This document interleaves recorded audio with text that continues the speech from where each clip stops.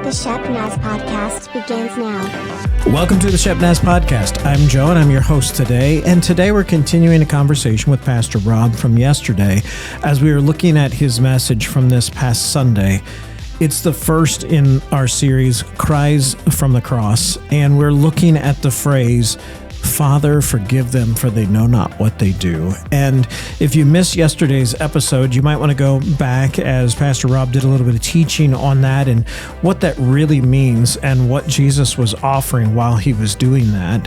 But today we kind of wanted to dive a little deeper into this topic of forgiveness, since it was so important and certainly critical in our lives to receive the forgiveness of Jesus. How then do we start extending that forgiveness to others? So welcome in, Pastor Rob. Thank you. Great to be here. Yeah, yesterday we talked about the first words that Jesus spoke while he was hanging on the cross, which were, Father, forgive them, for they don't know what they're doing. And we kind of set the tone a little bit. And I think, again, the context of that is really important, of when Jesus said that and knowing that he had gone through this horrific beating, was hanging on the cross, been mistreated. And as the guys are doing this to him, he says, Father, forgive them, for they don't know what they're doing. And then the last thing we talked about was, because of what Jesus did, we can literally experience forgiveness. Like, experiencing God's forgiveness is our privilege because of what he did. But then the second responsibility, I think, we talk about why Jesus did that, was to set us an example of how to live. And what Jesus did was gave us the example of that if he could forgive people for what they were doing to him, and what they were doing to him was unbelievable, we have this responsibility as his followers to extend forgiveness to people that hurt us as well.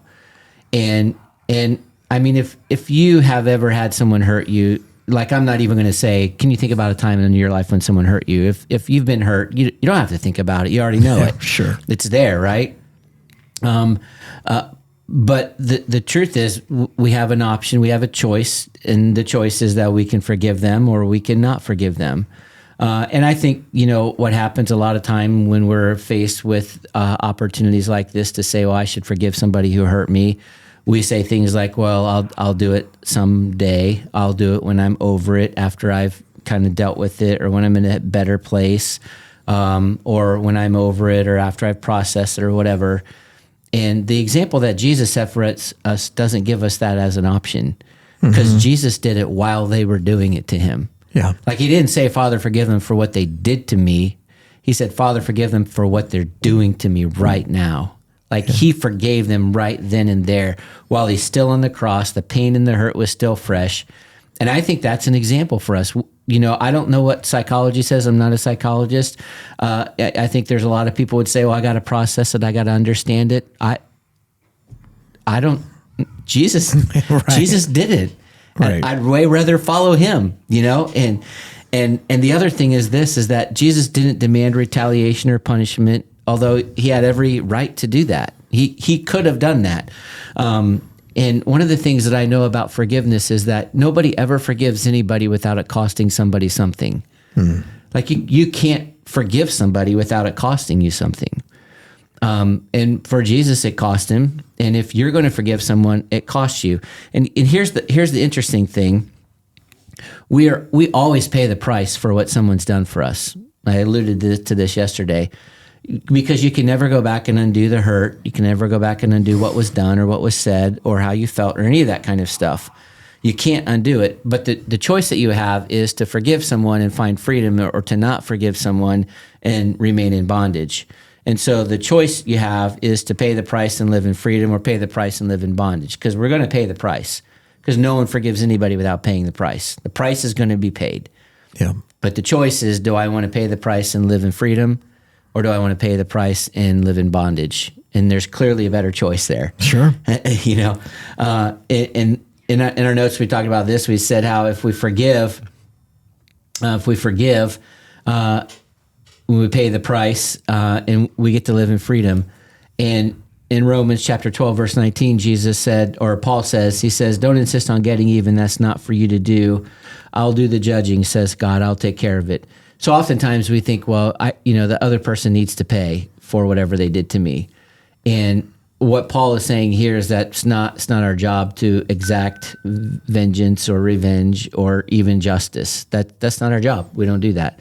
Our job is to forgive and let God take care of that. And God's a better judge than we are. And I wouldn't want to answer for any of the judgments I've made if I were judge. Yeah. So it's better to just say, I'm not going to do that. Even as you were sharing that, I was thinking about when you're saying that it's God's place to, exact that vengeance or that justice or whatever is appropriate in that moment.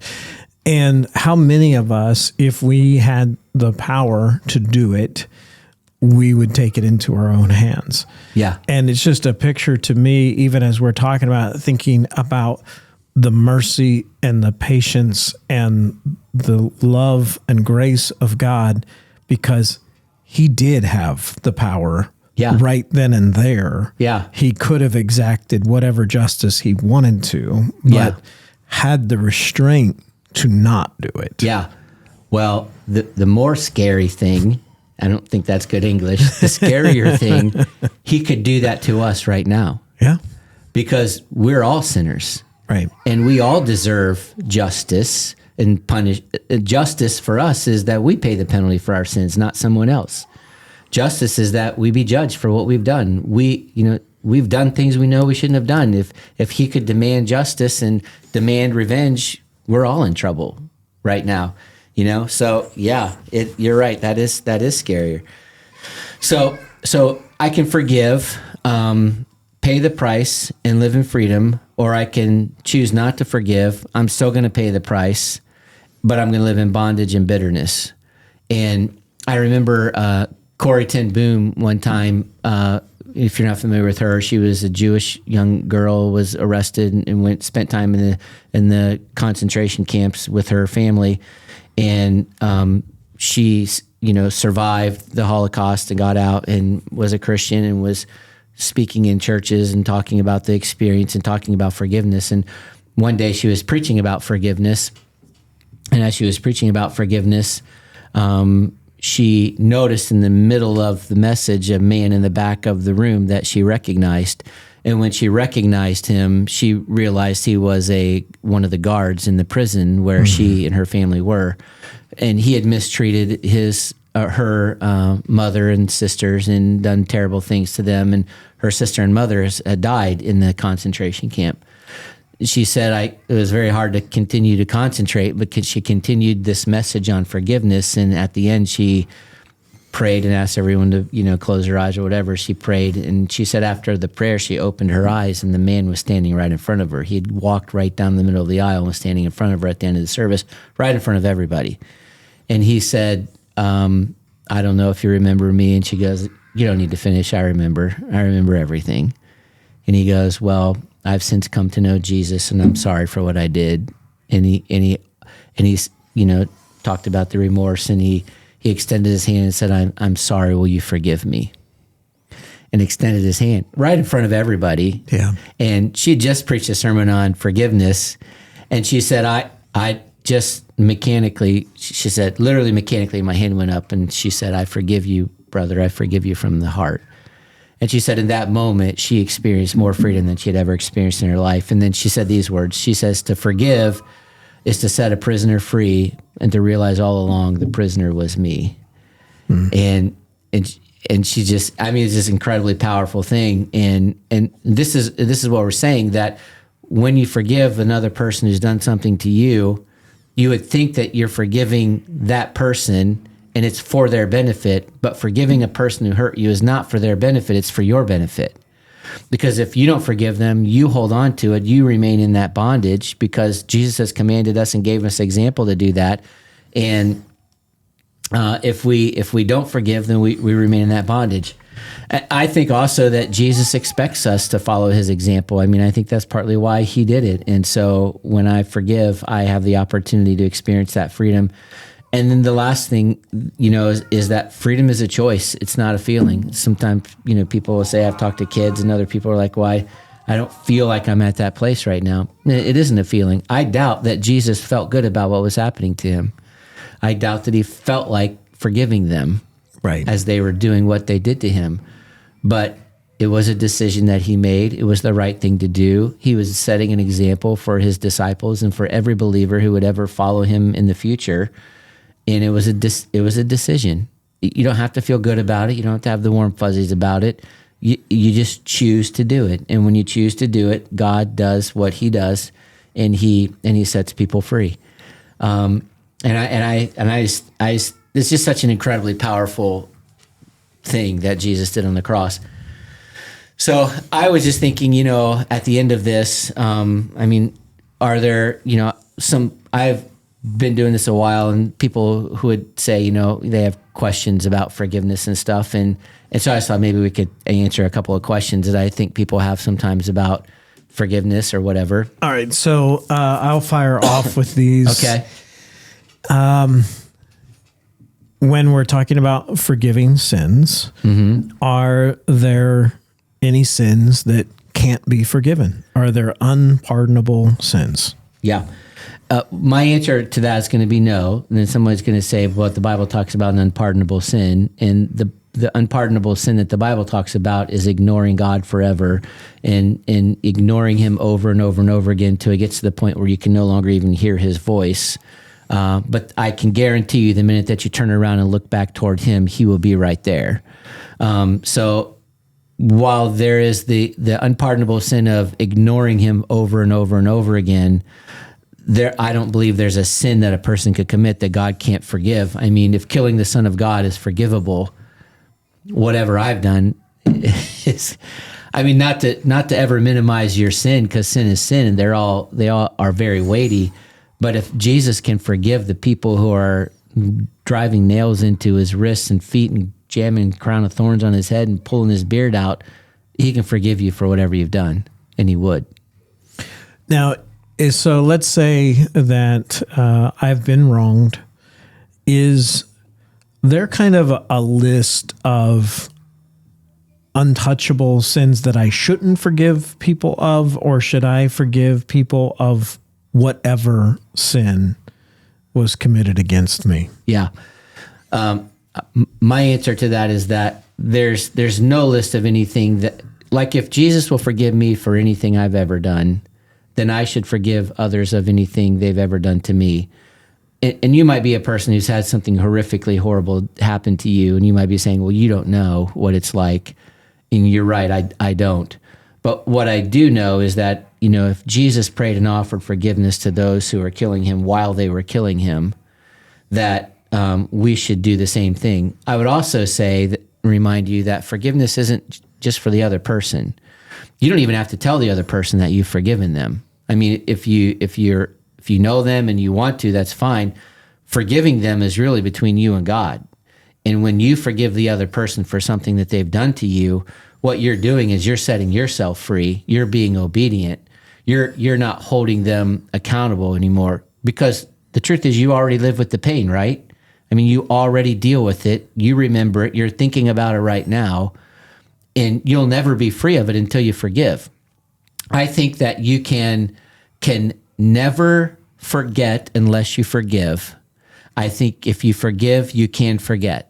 It doesn't mean that you will, but I think if you never forgive, you will never forget. I think it will stay with you forever. And so I think that, we should forgive them, not necessarily for their benefit, even though that's a reality. They still have to answer to God, right? Right. I mean, my not forgiving somebody doesn't affect their life. It affects my life because I'm the one that think about it every day. Sure. They may not even be thinking about it or know they even did anything to you.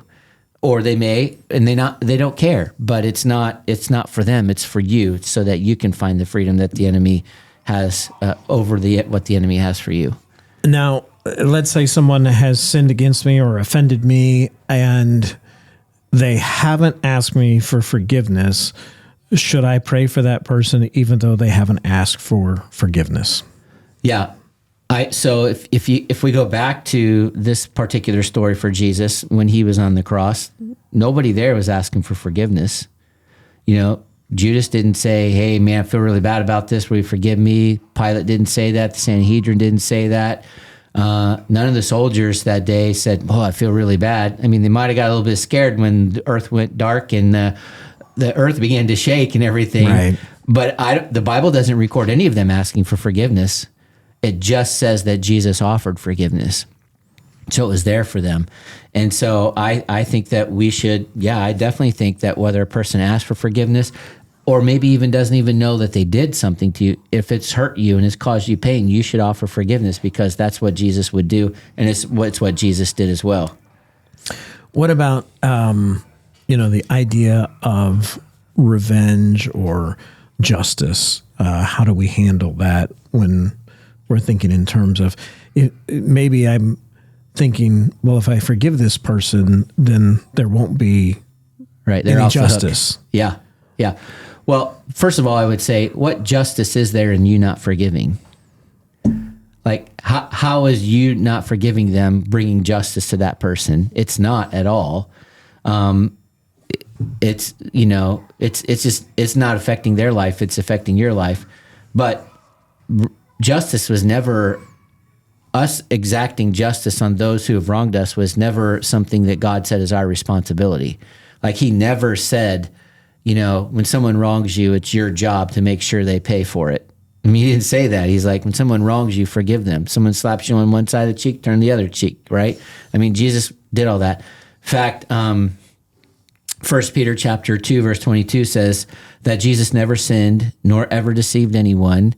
He did not retaliate when he was insulted, nor threaten revenge when he suffered. He left his case in the hands of God, who always judges fairly. The other thing is that if justice is left up to me, I'm just going to tell you now I'm going to be a bad judge, especially to somebody who's hurt me or someone that I love and care about, right? So it's not my job. It's God's job. When I forgive them, I'm letting them off my hook, not his hook. They're still on the hook with God. They still got to deal with him. They still got to answer for what they've done. But they just no longer have to answer to me. And part of that is because I'm already dealing with the consequences. I just rather deal with them in freedom instead of bondage. So I let them off my hook. They're still on it with God. But if I don't forgive them, I'm not bringing any justice to their life whatsoever. So, yeah. Well, in looking at the words that we've been talking about for the past couple of days, really it's almost like a prayer where he is addressing his Father and he's saying, Father, forgive them, for they know not what they do. Yeah. So why is it that he is saying this to the Father and not looking at them and saying, I forgive you, I forgive you, I forgive you? Why is it that he says, Father, forgive them? Yeah. Well, I think that's really interesting because ultimately the offense is, any offense that we have is to God, right? I mean, Jesus is the one who paid the penalty for my sins and for your sins and for everybody's sins so that we could have peace with God. And Jesus is the mediator. He's the one that brings me to God and God to me. But as Jesus is hanging on the cross, he's literally going to, at this point he had not, we'll talk about one of the things that he says, but God is about to pour the sins of the world on top of his son because the sins of the world have to be on top of Jesus before he dies in order for him to cover them with his blood. And so Jesus is really, he's acting as the sacrifice. He's the one paying for it, but he's asking the Father to do it because Jesus is paying for our sins and my sins. And who he's paying the penalty to is the Father, because the Father is the one that requires it. That's partly why God didn't come on his own. He needed somebody to pay the price because the price was owed to him, because it was his holiness that was offended by our sin. Our sins offend his holiness. And so he is the one that the sin sacrifice is being made to. And so as Jesus is there, he could have, I think he had all the rights and authority to do it. He still hadn't sinned in his life, but it was like Jesus was trying to bring us to the Father. He was no longer acting as our authority. He was our sacrifice. You can get into some really deep theology stuff there. And it's hard. It's kind of hard to wrap our heads around all of that. But yeah, he was, Father, forgive them. I'm paying the price. And then the Father grants the forgiveness and the justice. And so, well, it reminds me of Psalm 51, actually, when David was just coming off of having sinned against Bathsheba by committing adultery and Uriah, her husband, and had sent Uriah to his death by putting him in the front line. And then in Psalm 51, he says, Father, against you I have sinned. Yeah. And he was recognizing that even though there were offenses that involved people and he had wronged those people, but ultimately it was God's law that he was breaking. It was God's holiness that he was, in violation of. That's good. Yeah. All right. So, any previews for where we're going to be headed? We're going to have a week where we are going to have the collegians here coming on this coming Sunday on April 6th. Yeah. And then we're going to jump back in. So we're going to talk about two more things that Jesus said. I'm trying to remember them off the top of my head. One of them, which I think is probably the most, what Jesus did with this one is amazing. But when Jesus says, my God, why have you forsaken me? Yeah. It is stunning to think of what happened in the spiritual realm when Jesus spoke those words. I mean, it's like, if we could get our heads around what was going on in the spiritual realm when Jesus spoke those words, it will help us understand the incredible depth of love that God has for us, that he was willing to do that for us. Definitely something for us to be looking forward to. Yeah, looking forward to it. All right. Well, we hope that this has been a challenge and an encouragement to you. We know that forgiveness is oftentimes a really hard subject. It's easy when we want to receive it. It's a lot harder when we want to give it. Yeah.